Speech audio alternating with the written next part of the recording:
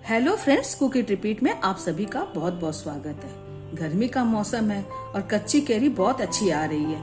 ऐसे तो कच्ची केरी से हम बहुत तरह के अचार बनाते हैं जिसमें तेल काफी मात्रा में जाता है। तो कभी कभी हमारा मन करता है कि खट्टे अचार के साथ हम कुछ ऐसा बनाएं जो खट्टा मीठा हो, जिसमें तेल का बिल्कुल भी प्रयोग ना हो। तो मैं आज आप सभी के लिए लेकर आई हूँ राजस्थान की पारंपरिक केरी पाक की रेसिपी, जिसे आप पराठा, पूड़ी किसी के भी साथ एंजॉय कर सकते हैं।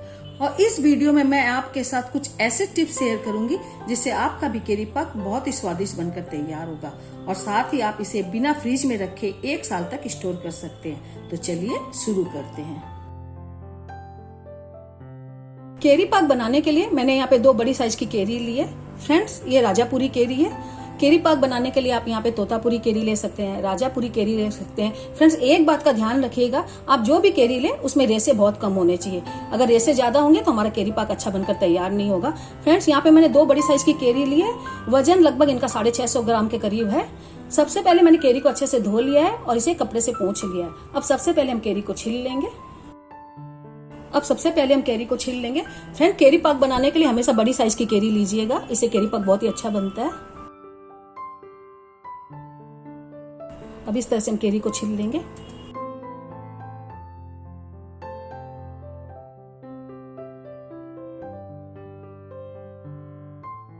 ये देखिए फ्रेंड्स, मैंने एक केरी छील ली है। इस तरह से दूसरी केरी को भी हम छील लेंगे। फ्रेंड्स, हमने दोनों केरी को छील लिया है। अब सबसे पहले हम केरी को ग्रेट करेंगे। इसके लिए हम इस प्लेट को साइड में रखते हैं और एक दूसरी प्लेट ले लेंगे। अब मैंने एक ग्रेटर लिया है और ग्रेटर में ये जो मोटे छेद वाला होता है, इससे हम केरी को ग्रेट कर लेंगे। हम इस तरह से केरी को लेंगे और ग्रेट कर लेंगे।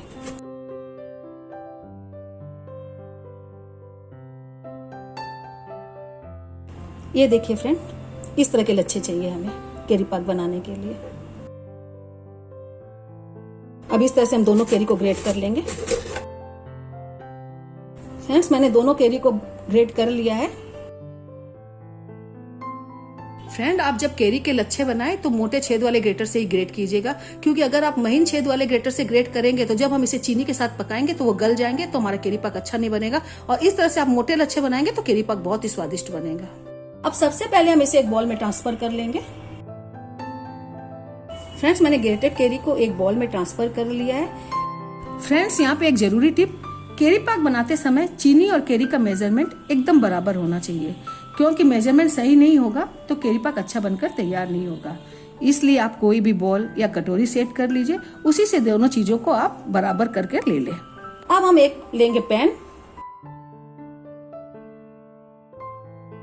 अब जो हमने यहाँ पे ग्रेट की है केरी को, इसको से ट्रांसफर कर देंगे।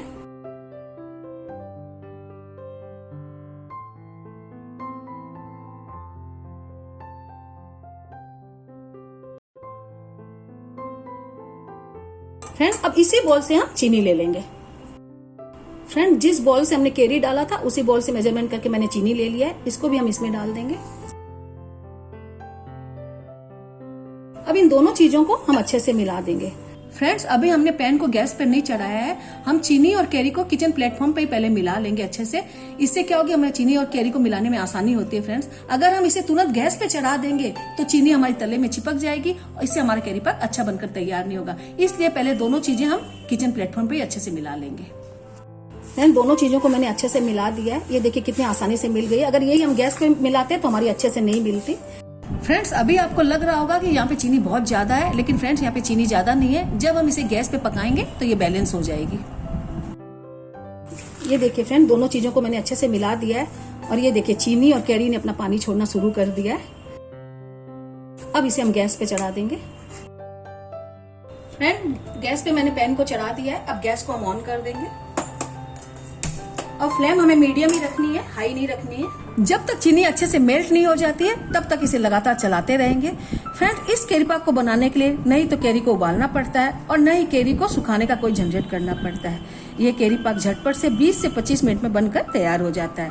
यहाँ पर अगर आप चीनी की क्वांटिटी केरी से कम लेंगे तो तैयार केरी पाक ज्यादा दिन तक नहीं चलेगा। इसलिए यहाँ पर चीनी की क्वांटिटी बराबर या आप थोड़ी ज़्यादा भी ले सकते हैं, क्योंकि चीनी यहाँ पर प्रिजर्वेटिव का भी काम करेगा। और अगर आप केरी को बॉईल करके लेंगे तो उस केरी पाक को आप 15 दिन से ज़्यादा स्टोर नहीं कर सकेंगे, लेकिन इस तरह से बनाकर तैयार किया हुआ केरी पाक आप 1 साल तक स्टोर कर सकते हैं।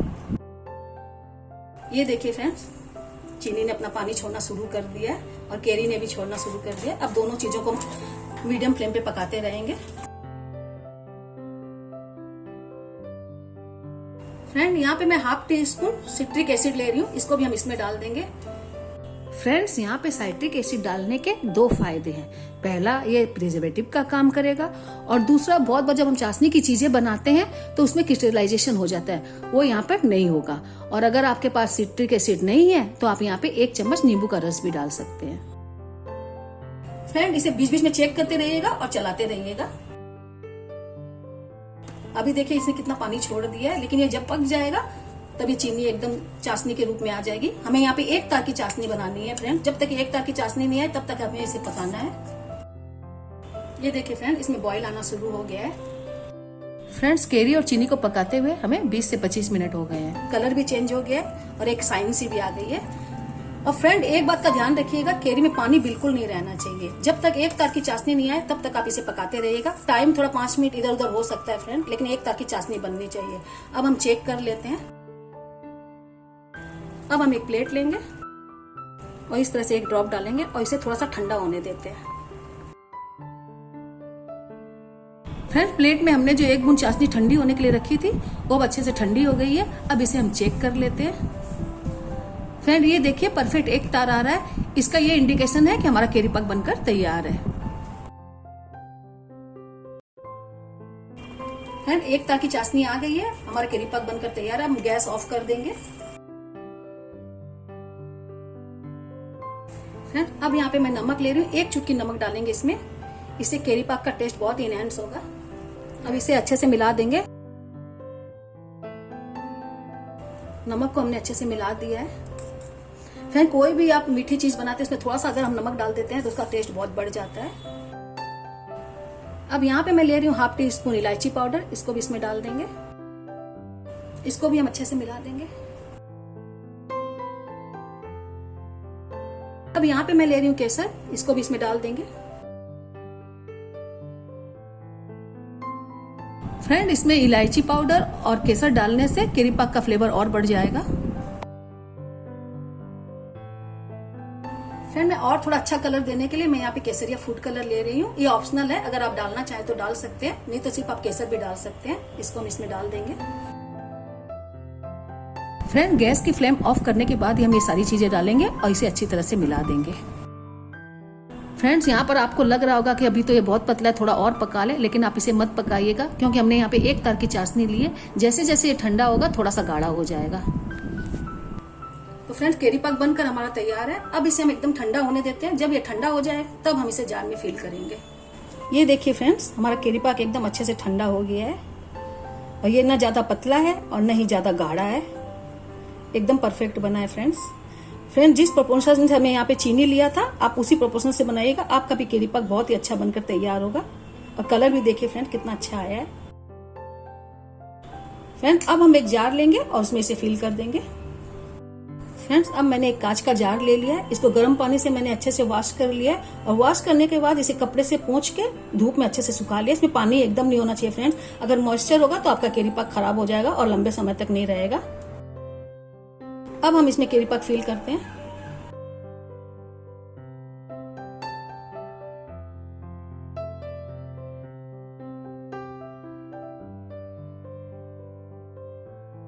ये देखिए फ्रेंड्स, मैंने केरी पाक को जार में फिल कर दिया है।